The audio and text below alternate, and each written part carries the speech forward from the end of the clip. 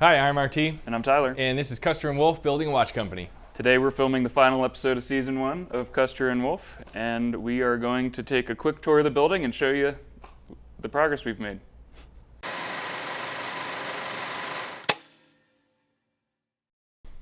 So yeah, now we're in the clean room. Not clean yet. We are moving all the stuff in. Derek's unpacking everything. Thank you, Derek. And we got our testing machines over here. You guys have seen that in the other shop. We're unpacking all the movements that need to be tested before we put them into watches. Hopefully Derek's able to make some watches next week. Yep. And I think the only thing I want to mention is the lights in this room are currently not on. This is all natural light, all from above and from these windows, which I think we're all stoked about. Yeah, it kind of makes this the perfect room for the clean room. I think it came together really well. The paint, everything just looks awesome. We have these benches each between a table, so we've got plenty of space. We've got the register from the HVAC on top of them. We'll eventually replace these with a little bit nicer air diffusers, but this is just going to kind of gently roll the air over the desk to reduce dust.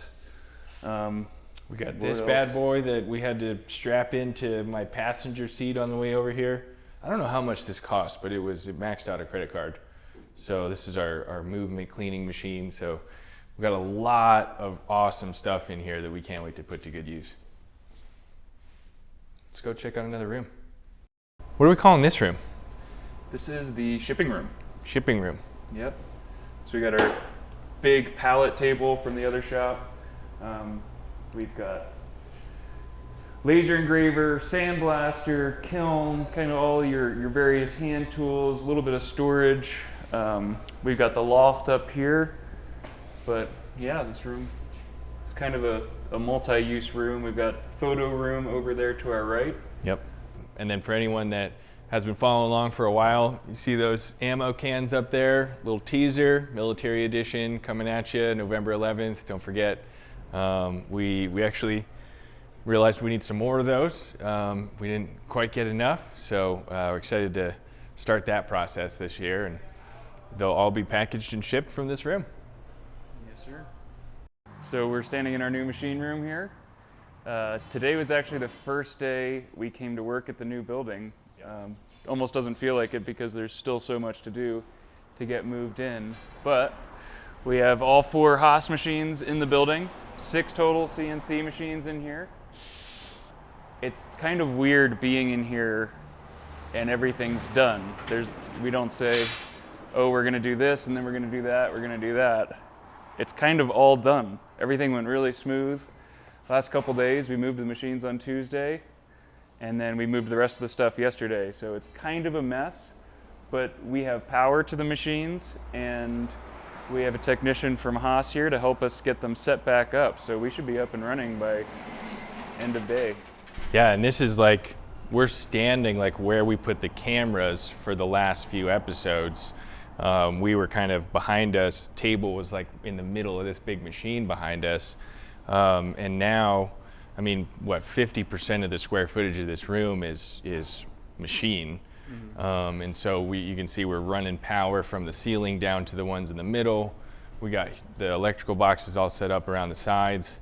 I mean, this is gonna be so cool doing a tour and bringing customers kind of up there and weaving in and out, and you can tell them like what machine makes what part on watches and stuff. Like the experience I think we can create for the customer, and then just, I mean, for us in here working is pretty awesome. I mean, we set it up so we kind of have 2 halves to the machine room.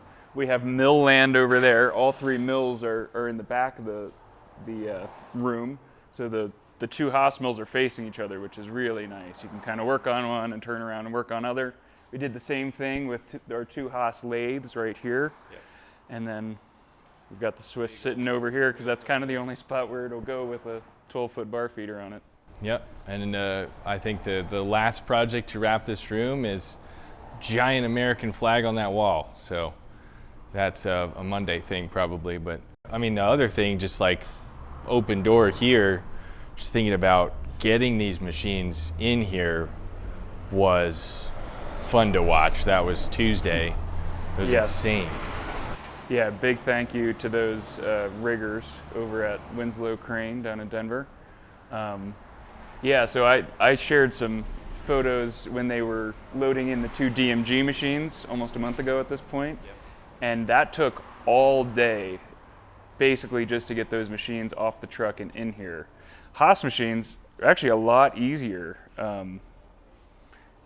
We were almost done by noon, honestly, getting the machines in here. They fit in the door, which is a nice feature.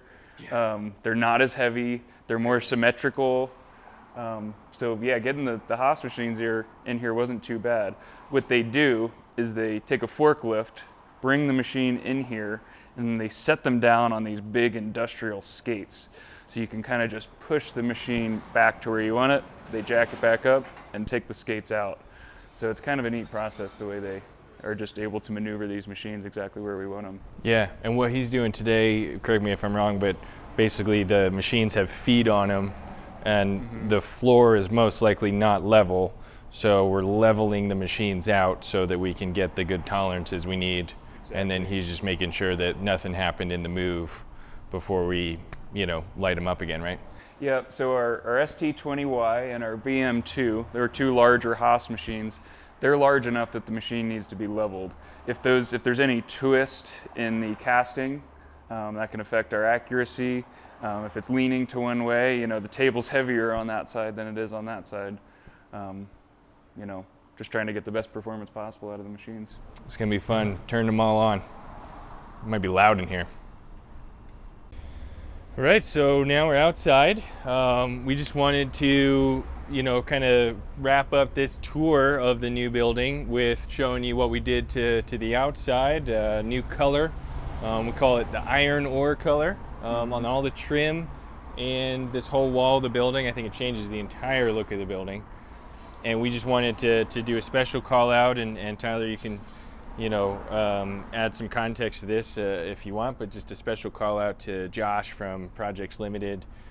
He's our general contractor that helped us survive, renovating a building in what was apparently the most difficult time to renovate buildings. So here we are. Yeah, we literally would not have gotten this done without him. We got no bid by most of the other contractors that... All of the other contractors. Expressed any type of interest in doing this, and we've had a ton of hurdles along the way between permitting and getting the equipment that we need, HVAC. We all know the supply chain issues. It's been a real struggle. This building was added to and modified over time, so the wiring was gnarly, everything was gnarly. Yep. And yeah, huge thank you to Josh. The building looks so freaking good. And it's done. And if I hear the word supply chain issue one more time, I'm out. But I can't see a way that there would be now that we're here. We're making all the parts here. Yeah. We got a dock. People can bring pallets of stuff over. This is gonna be awesome. Yeah, we've been waiting for one electrical panel. That's kind of the final thing that we need to wrap up the rest of the inspections, and that is supposed to arrive today. Yep. We believe it's in the mail, and now there's no more supply chain things that can set back our timeline. The watches are made in America. The electrical panel is made in Mexico. Yep.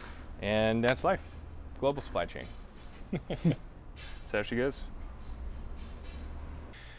Well, that's it for this episode and this season of Custer Wolfe Building a Watch Company. Make sure you subscribe here on YouTube so you can check out next season, check out the new episodes coming out. You're going to love the new format we're doing in this studio behind us. Make sure you follow along on Instagram so you can do that. We're thinking maybe a TikTok at some point, so don't miss that. Follow us on all those things. And then if you want weekly updates on all things Vortic and Custer and Wolfe, head over to vorticwatches.com and subscribe to our email list for more. See you next time.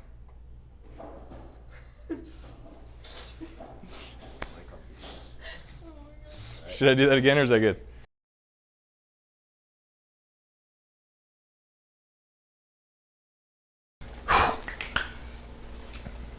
Okay. Who starts? Me. Hi, I'm R.T. And I'm Tyler. And this is Custer and Wolfe Building a Watch Company. Today we're going to talk about something. Today we're going to take 3. Should I do that again or is that good? No, that was good. I just felt like Ricky, but I was like, what do I do with my hands? Alright, let's go. Just like this. I was like, open or closed? They both feel unnatural.